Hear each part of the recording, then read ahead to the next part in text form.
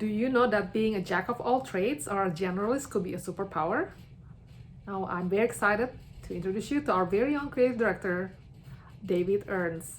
He is also a founder at We Have Studio, and he is a multi-faceted designer, great animator, an amazing artist, as well as a role model for many of us. And he's a wonderful, respectable family man. Now he's also a very good friend of mine, and I'm really excited for you to learn a lot of things that's surprising about Dave, and you will not want to miss this. So let's dive in and see what he has to share. And so it's very exciting for me to actually interview our first team member here, and he has been a great asset for us. And I think you guys will enjoy our talk with Dave. He has a lot of skill set and talents, and he has a great heart, great work ethic, and I think we can learn a lot from him. So I figured it's fun for us to introduce him to the community. Thanks. So It's good to be Dave, here. welcome, and thanks for taking the time on the weekend to do this with us. Sure, my pleasure. Yeah.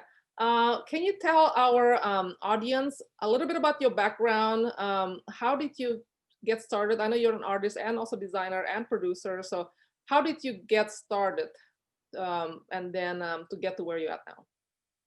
Yeah, well, that's actually quite a convoluted and long story, but I'll try to keep it brief. I had art in my family. My grandfather on my mother's side was an artist and a sign painter. He went to school um, to make hand-drawn calligraphic diplomas back when lettering was all done by hand. Awesome. And so a love for typography was instilled in me at a young age. And Yeah. my grandmother on my dad's side was a painter and a sculptor. And my dad went to University of the Arts in Philadelphia Oh, for wow. photography and industrial design. Oh my goodness. And so he ended up having a small business of his own where he remained to be creative over the years, not as a photographer, but there was a lot of art in our family. And early on, my father had worked at a print shop. And so when that print shop closed, he brought home all of this paper. And so I just had an unlimited supply of paper as a kid to do origami and crafts and Oh 3D wow. paper sculpture and drawing and painting. And I think that, as much as anything, really contributed towards my love of art. And I can remember being as a kid and doing drawings and really wanting them to come to life. I wanted to do more than just the drawing, um, and that really led me on a career towards animation. I see. So anyway, I at some point I connected with Aliki Brandenburg. If you're familiar with her, she's a children's book author and illustrator. She's an alumni from the University of the Arts, and Okay. I got to meet up with her in London, and she showed me her Wow. studio where she did illustration, and she connected Oh me with a nice. publisher in New York. And long story short, they connected me to Cal Arts out in California, and Ah, eventually I went to Fleischer Art Memorial to do fine art and illustration in Philadelphia. And actually, interesting story. I don't know if you know John Adler. He's a yes. contemporary. He's alive right now as a famous ceramicist. Um, He actually one of my client before, John Jonathan Adler. Adler. Yeah, Okay. I did some of his ceramics diffuser and things like that. Okay, yeah. So he's Oh, famous, obviously, artist. His father, Harry Adler, was a mhm. sculptor, and Harry and I would ride to Philadelphia. He would give me a ride to Philadelphia or twice a week to Fleischer Art Memorial, and we would do sculpture and drawing together. Um, Nice. Wow. yeah, and then I went to University of the Arts and did animation and graphic design, and then ultimately started over as a freshman at Cal Arts and went through their animation program there. So really interesting. And while during the time I was at Cal Arts, um, there was a professor named Leo Monahan, who's a famous designer who's Mhm. still alive in South Carolina.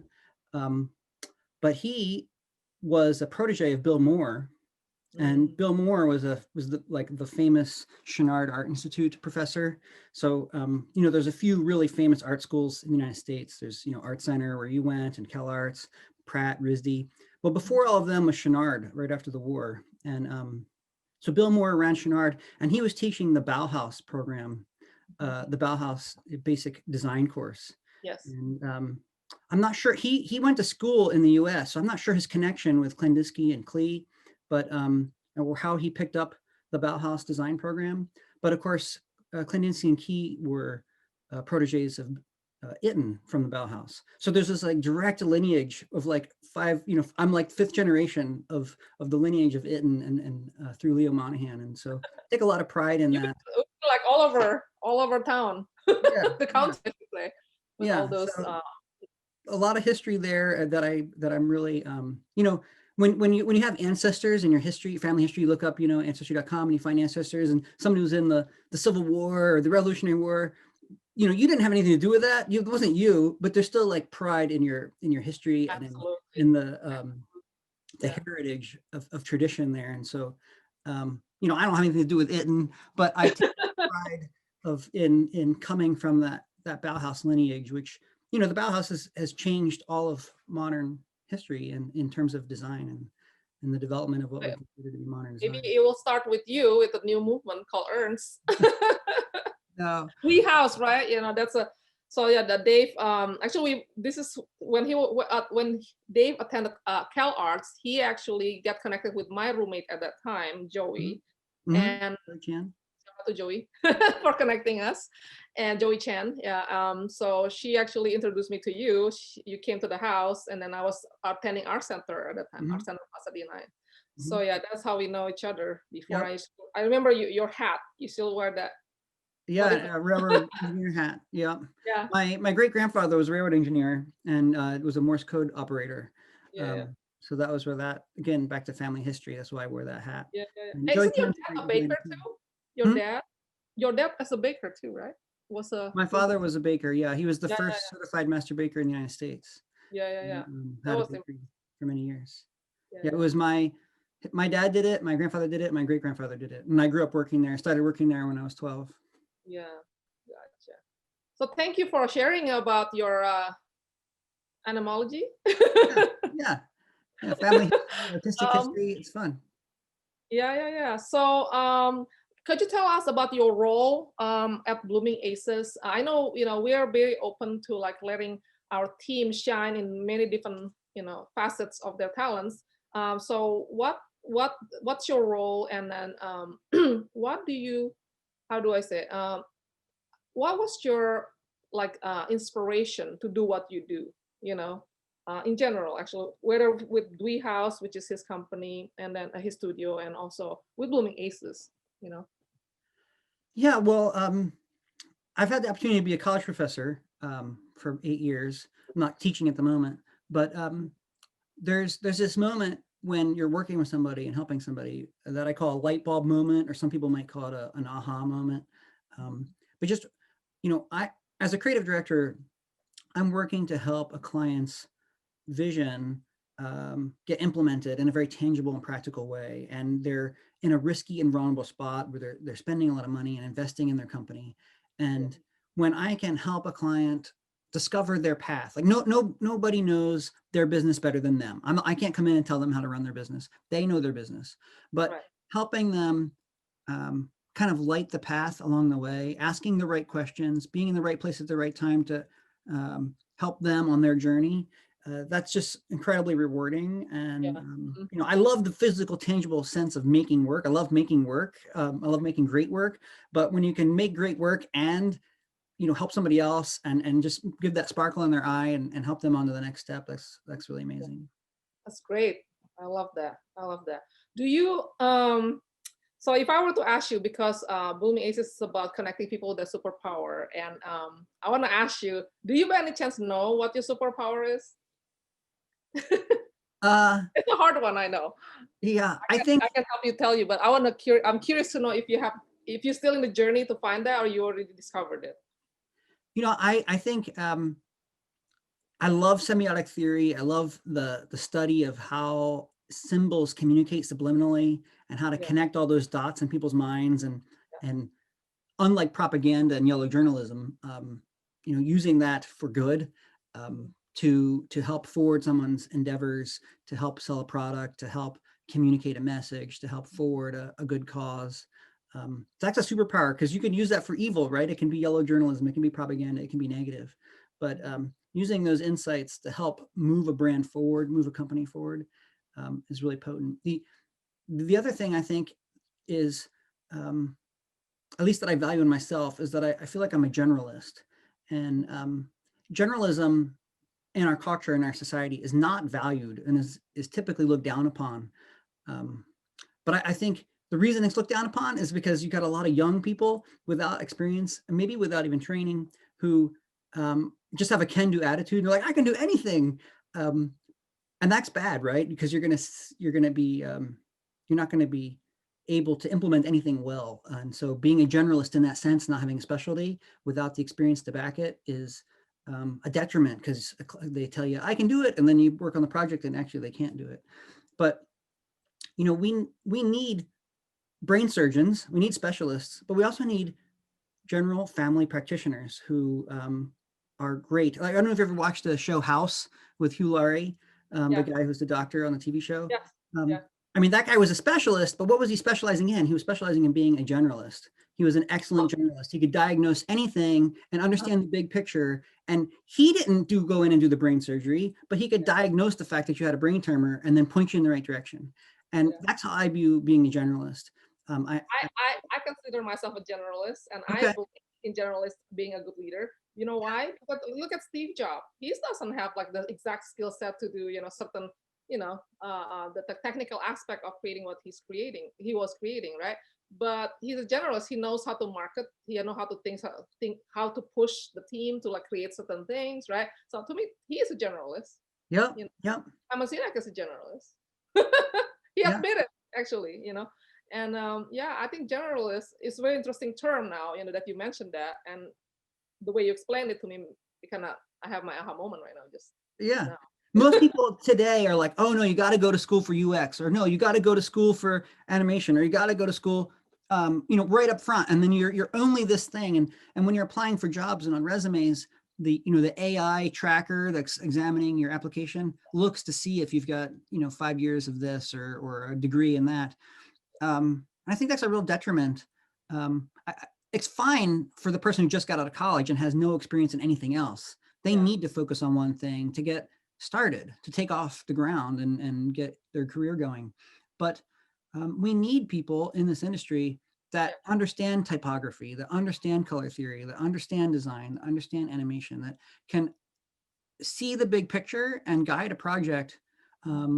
Because I know what my limits are. I know what I don't know. And I'm willing to say, hey, I don't know that. Let's call in this person. And in fact, I do know this, but I know that there's somebody else better. Let's call in that person, and let's build the right team. And you can only do that if you have the training and the experience to be a grounded generalist. And so I'm a real big advocate. I know there's a lot of big famous personalities in the design community right now that are anti-generalism, but I think it's a valuable skill. I think so too. I think more and more now people start embracing the idea of generalists, because some of the people actually, like I have to say, like two of my mentors now, my distant mentor, which is Murray Forleo, and then Simon Sinek, they both kind of like they don't call themselves generalists, but in this sense, I will categorize them as generalists, because like they're like multi-passionate entrepreneur. They'll like have a lot of interests. They have good skill set in what they do, like public speaking, or like teaching, or like being a role model, right? But in order to be that role model that connect with many people, you have to have kind of general knowledge on a lot of different topics. Right. So it's not really the specialty, but at the same time, it's good. So I'm actually, I think generalist is very necessary to build visions. So so that is a superpower. I would say it is. It takes time to develop experience in a lot of different areas. How did you like end up like realizing that generalist is like your superpower? Like, how did you discover that? Well, so kind of unrelated to animation, but there was a guy in our family named Bill Turner, who was a family friend that my dad knew since he was a little kid. And that guy, was just a scrapper and would do whatever it took to provide for his family. And he worked a number of different jobs, ended up working at a shipyard, and then ended up becoming like the head shipwright. And because of that process, he knew woodworking, he knew metalworking, he knew casting, he knew how to deal with resins and plastics and paints, and just when he stopped being a shipwright, that guy could fix anything. And we would call him in to work on equipment. He would, go repair a house. He would install whatever. I mean, literally anything. I think that the guy could fix. I mean, he was the MacGyver. He was real life MacGyver. And so he was the ultimate generalist. And I saw that growing up as a kid, and I always admired that. And I've kind of taken that with me into adulthood. That one, I'm willing to do whatever it takes to provide for my family, to try to do it with excellence, and to always work hard. To do things with integrity, to do them right, not to cut corners, but also the idea of being a lifelong learner and continuing to tackle new projects and learn new things. And I mean, I think formal education is great. I mean, I have 3 degrees. I don't knock formal education. What degrees do you have?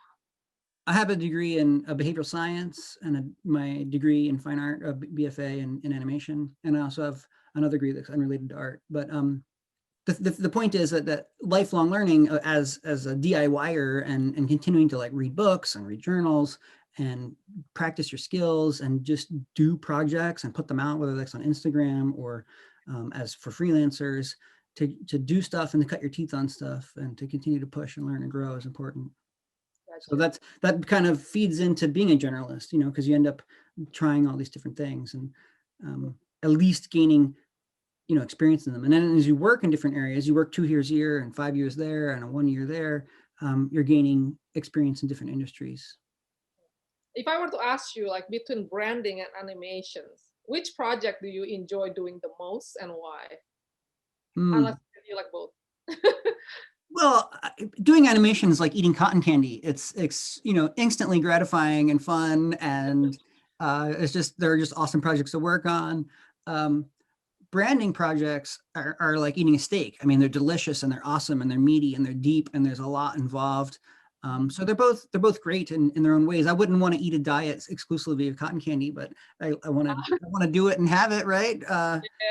But I want to do the steak projects too. There's a lot of projects that are neither of those things, right? They're just to pay the bills, or they're just you're just doing the ad for the Clipper or something, right? No, I mean, that's like eating Brussels sprouts. But branding and logo design is really at the core of what an entrepreneur and a business is all about, and diving into their heart and portraying that in a visual way, right? And that comes back to semiotics, right? How do we take what their core values are, what their mission is, and translate that really, truly in a sense of translation, turning it into a different language. It's a visual language, a language of symbolism that's going to communicate subliminally those core values to their audience, to their target audience, to their customers.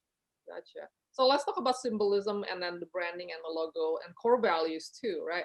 A lot of the time, you'll see like, clients coming in, sometimes they're brand new, they have no idea how to do the branding. And some people, they have a branding, but maybe not as successful.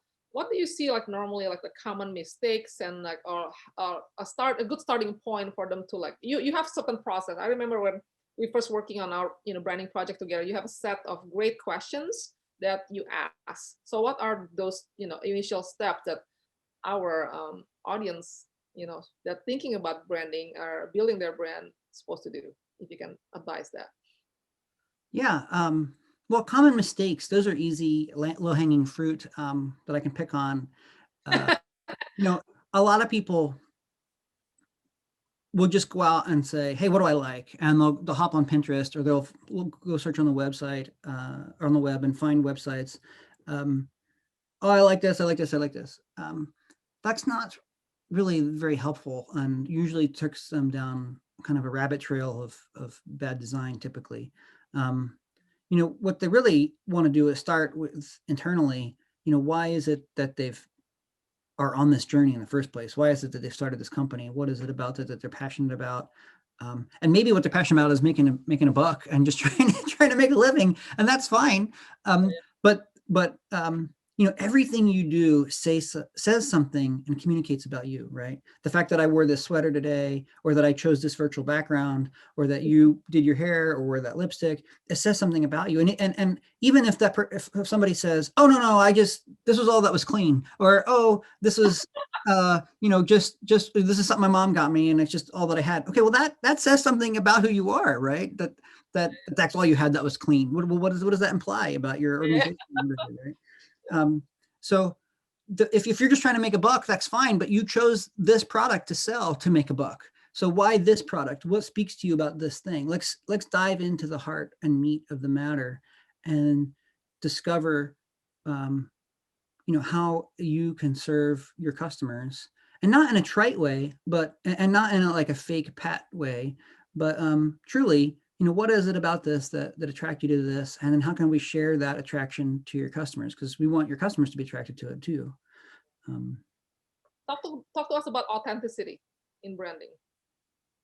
Oh, well, I mean, that's just like key in life, right? I mean, you want to have integrity in life, whether that's I'll see you later and really you're not and you're lying, or whether it's, that you're claiming this is organic and it isn't. It can be like there's a huge spectrum of what integrity looks like, but that's going to come back to bite you as a business, because everything now is so interconnected with social media. You can't just sell snake oil and then move to the next town and sell snake oil there, right? Like in the old days, you have to be honest and share your heart, wear your heart on your sleeve, and the people that connect with that are going to buy your products and be loyal to be return shoppers. And that's really key, right? Like a one-off sale, or anybody can make a one-off sale, but the idea is to have a community that believes in you, that is marketing and selling for you. Like, look at this amazing, I got this, and you should try this too, right? That's the invaluable stuff.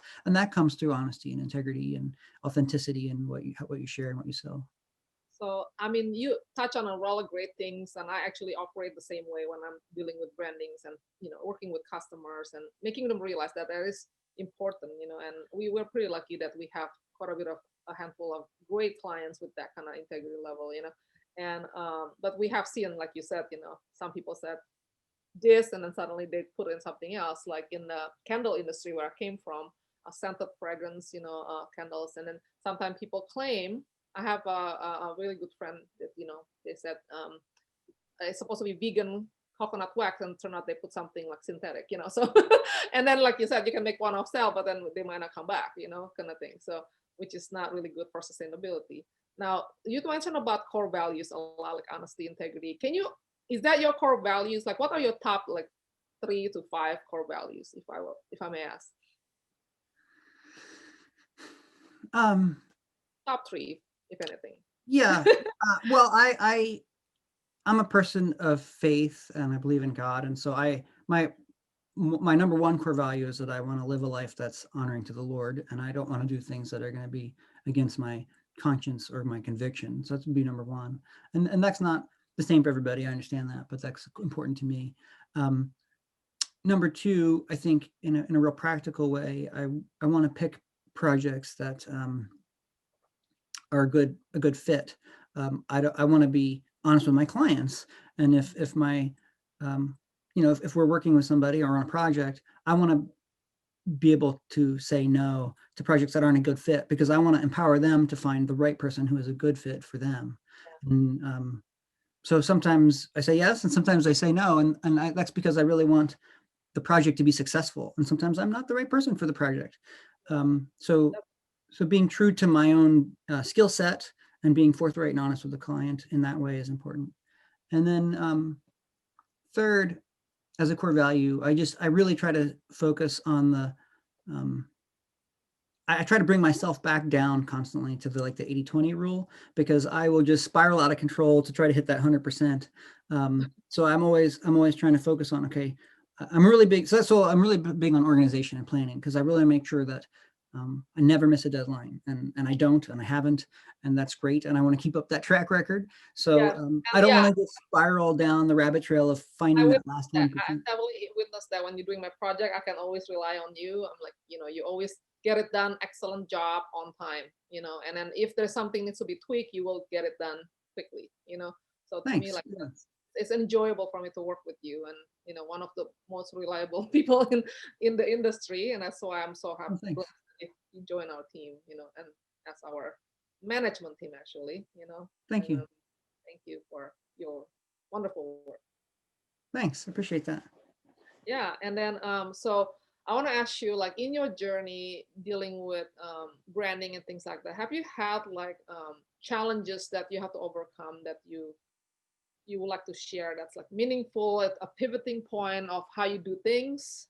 Like you will never do this anymore, or like there's certain client you don't, you feel like you need to, have to handle certain way that's very creative, something like that. I know it's a difficult question, but let's see if you can think of something. Well, I think it would go back to what I was saying earlier about being comfortable with saying no, because I've being a can-do person, I always want to, I view myself as like the problem solver, the Yeah, finisher, the person who's going to come in and correct.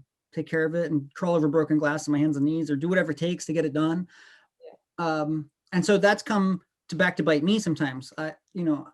It's good and great for the client, but I need to make sure that when I'm committing to something, knowing that about my personality, knowing that I'm going to do whatever it takes, knowing that I'll stay up all night or whatever it takes, um, I need to be able to be comfortable with saying no to projects that aren't a good fit and that yeah, aren't going to be within my wheelhouse or within my skill set, and making sure that in that way that I'm serving the client in the best yeah, possible way by making sure they have the best possible person doing yeah. their stuff. And I'd like to think that most of the time that's me, but sometimes it's not, and being comfortable to say no. And I think that was a hard lesson to learn, and took a while to feel comfortable with turning down work. And which also goes back to doing whatever it takes to provide for my family. Like I never want to say no, because I always want to try to take care of my family and provide and take the project on. But sometimes it's best Yeah. to say no. And sometimes it's best to say no for your family too. Sometimes you need to protect some time to spend with the wife and the kids or your friends or your parents How or many kids whoever. do you have? I know how many you have. Can you share how many kids do you have? Yeah, I have 4 kids. Yeah. And I actually want to pick on Dave a little bit. And he's a very private person. He doesn't like to talk about personal stuff. And I respect that, by the way. However, you have this farm that you have. And tell us actually a bit more, like, where do you live now? I think you recently moved from California. Tell us a little bit more about the move and then your farm, what's there. Yeah. Yeah. Well, The the your first, family. I was a third of my life I spent in southern New Jersey. Um, so far south that technically I was south of the Mason-Dixon line. So I often tease my southern friends that I'm a southerner, which they find greatly annoying because I'm actually from New Jersey. But there's a long peninsula there, and I was actually south of the Mason-Dixon line. But anyway, um, then I was in LA for 12 years, and then I was in Northern California near Tahoe in the Sierra Nevada mountains for 12 years. Nice. And now we're in Oklahoma. So we did the east, the west, and now the central. And Nice. yeah, so we're in the foothills of the Ozarks, and it's hilly and forests, and it's nice. So we're here in central United States, and we had a farm in California that was kind of beyond the hobby farm. I mean, we sold produce and a number of other things. And now that we've moved, we're kind of starting over again. So, we don't have very much right now. We have some milking cows and chickens and ducks and meat So you rabbits got and things fresh like that. eggs, fresh milk. Fresh eggs, fresh milk. Yeah. Yeah. So No expiration date. eventually, hopefully we'll scale back up to what we had out in California. We had, honeybees and meat geese and turkeys and pigs and other things and goats in California. But, we'll get there. And we used to sell produce, and my wife would render tallow and make homemade soap, and she sold soap as a business. And so we'll get there. She just actually made her first batch of soap since we moved the last week or a couple weeks ago. So Cool. yeah, we'll slowly build back up again, probably. Awesome. Sounds like a fun project, family project. So does your kids is it okay if I ask you about your kids and how do you educate them? Like as far as like the gate, like electronics. I know you have certain beliefs about limiting that social media and things like that. I would like to Yeah, talk I a mean, little they're bit not related to beliefs like as in faith or anything. They're just I just as a matter of practicality, I think it's a wise thing for kids to be able to develop a broad spectrum of skill sets. Kind of back to the generalist concept. yeah, yeah, And, yeah. Tell us and about that. I love that concept that you teaching your kids. yeah, I mean, it takes time. It takes time to develop. It takes time to learn different things, whether that's woodworking or you know, how to process things logically. A lot of our society nowadays is used to filtering things through their emotions and not understanding the concept of rhetoric or debate. I mean, when our parents parents were in school, they would do things like the debate club and parliamentary procedure, and they learned how to process information logically and debate it and in a non-argumentative, non-confrontational way, to just debate ideas and understand other people's perspectives. And our society's kind of moved away from that, and it just kind of responds to things emotionally, generally speaking. I mean, not everybody is like that, but to teach those principles and to be familiar with those things, you have to be well read, and you have to be willing to learn principles of engagement and of logic. And so those things just take time. And those things, my kids love to read, my kids love to play outside, they love to build things, they love to do woodworking projects, they love to work on the farm. It's like a punishment to say, no, you can't go out and milk the cows, because they want to go out and be with the animals, That is awesome. So, yeah. So they don't have time to, watch TV and play video games. So, I mean, we don't do those things, not in the sense of a limiting, you can't do it, but just, we don't even have time. It's not even a part of our life. We don't even own a TV. Wow. Yeah. But you own a computer. Yeah. I mean, yeah, yeah. So, I mean, they have access to a family computer to use for schools projects, or they have a software that they use to write and compose music. My son's teaching himself to play violin. My other kids take piano lessons. So they like to play around with learning and writing music.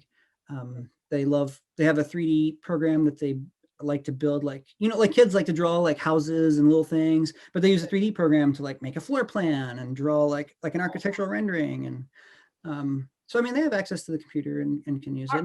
And if we need to, we could stream media, but like we don't pay for streaming services, and we're not inundating our family with media. We from the outside, that's just uncontrolled, but like we have a huge family library, and the kids can get books, and we go to the library once a week, and the kids check stuff out. And how cool. Yeah, our library actually. Right? Your kids are homeschooled, correct?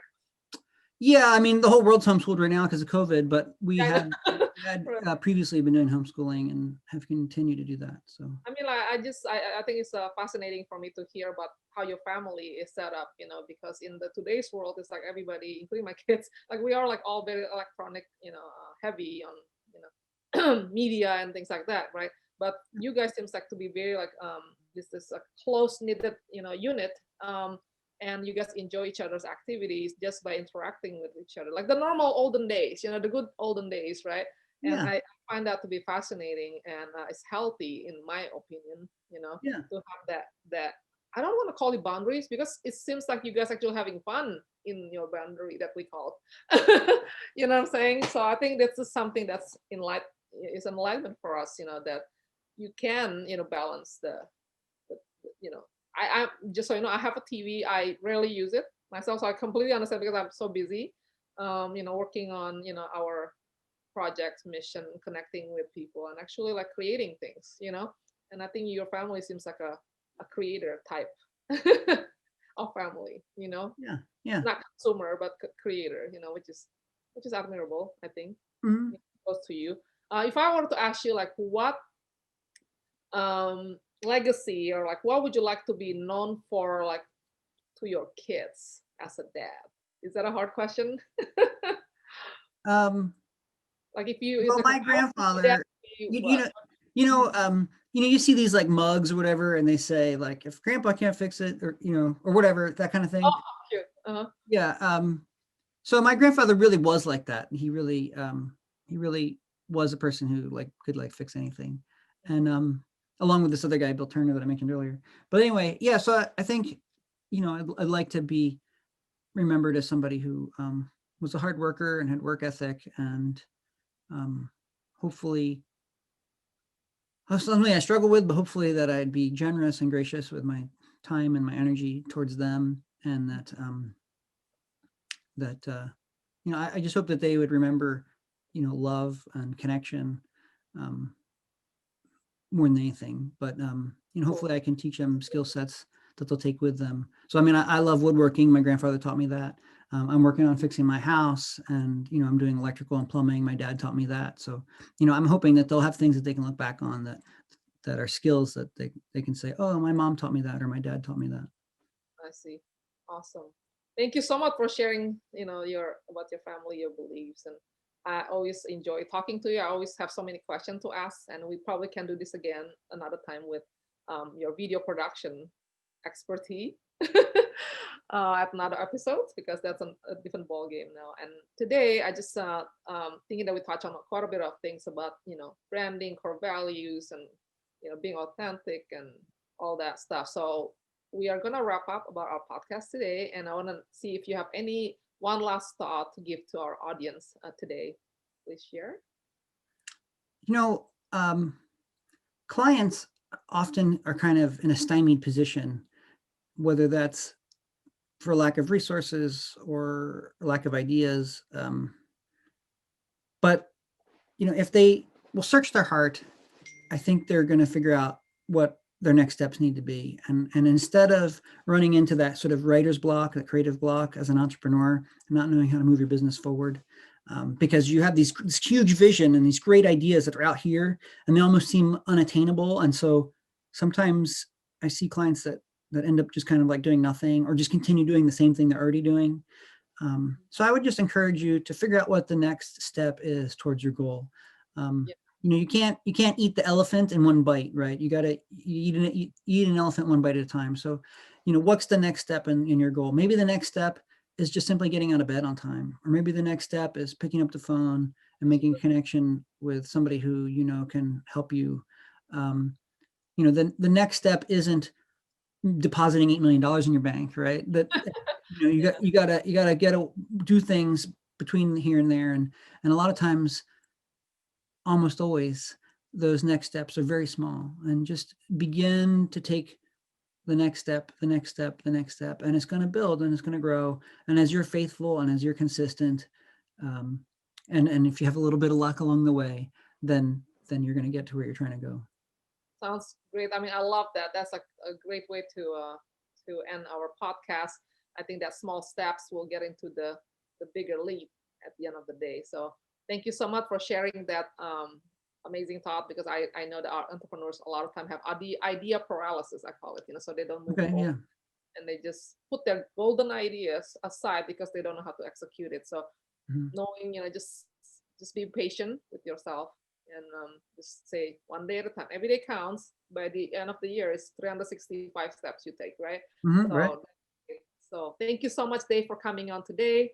I'm gonna we will do this again one of these days, and I really appreciate you from the bottom of my heart as friends, and you also a mentor and an inspiration to me, and at the same time also a great role model overall, as a man, as a father, right? And then just a citizen, good citizen, and I just I feel blessed that you are a part of us, and I hope that wish you the best for your farm and how you're building up again, and say hi to your family. Dave has 4 wonderful children, and they're all creative. They took our art class once, so I got to know them well through Zoom, actually, and hopefully one day we'll meet each other. Anyway, so I would wish you have a good day, and then the rest of your weekend. I just want to thank you again for coming on. Sure, my pleasure. Thank you very much for the opportunity. All right, everyone. I hope that you enjoyed this episode with David Ernst and learn a few things that's great about being unplugged sometimes. David is actually have a lot of skill set with digital world. However, in his family, he makes sure that the children have basic skills to become a functional adult, and also help each other and embrace the world without digital sometimes, and not being dependent on it. And I thank you for watching. I hope you hit like, and comment below if you have any question for Dave, or have comments about what you're going to do with your family, how your digital world has affected our children, and also subscribe this channel so that you can get notified for our next episode rollout. I'll see you next time, and thank you again for watching.